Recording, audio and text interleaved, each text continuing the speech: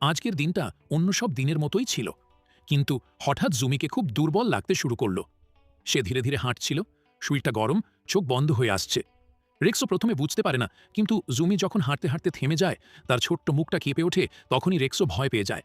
সে কিছু না ভেবে সাথে সাথে জুমিকে কোলে তুলে নিয়ে যায় নিকটের ডক্টরের কাছে। ডক্টর চেক করে সিরিয়াস কণ্ঠে বলে, জুমি খুব ক্লান্ত এবং দুর্বল, তাকে ভালোভাবে কেয়ার করতে হবে। সময় মতো খাওয়ানো, বিশ্রাম আর একটু ভালোবাসা, তাহলেই ঠিক হয়ে যাবে।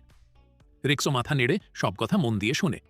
বাড়িতে ফিরে সে জুমিকে নরম কম্বলে শুইয়ে দেয়, ধীরে ধীরে তার মাথায় হাত বুলিয়ে বলে, আমি তো আছি, তুই ভালো হয়ে যাবি। এরপর রেক্সো নিজে রান্না করে, চুলোর সামনে ছোট্ট শেফের মতো দাঁড়িয়ে সবকিছু যত্ন করে বানায়। রান্না শেষে জুমিকে ধীরে ধীরে খাইয়ে দেয়, দুধ, স্যুপ আর মেডিসিন, সব কিছু সময় মতো। চোখ বুজে জুমি ছোট্ট করে হাসে, কারণ সে জানে রেক্সো তার পাশে আছে। দিন কেটে যায়, কেয়ার, ভালোবাসা আর রেক্সোর শক্ত সাপোর্টে জুমি ধীরে ধীরে সুস্থ হয়ে ওঠে। একদিন সকালে জুমি উঠে দাঁড়ায়, তার চোখে আলোর মতো একটা শক্তি। রেক্সোর দিকে তাকিয়ে সে মিষ্টি হাসে। আর তখনই রেক্সো বুঝতে পারে, ভালোবাসা শুধু সুখের সময় নয়, সবচেয়ে বেশি দরকার কঠিন সময় পাশে দাঁড়ানো। তো আপনাদের স্বামী কি রেক্সো এর মতো? কমেন্ট করে জানাবেন। বন্ধুরা, সবাই সাবস্ক্রাইব করে দাও।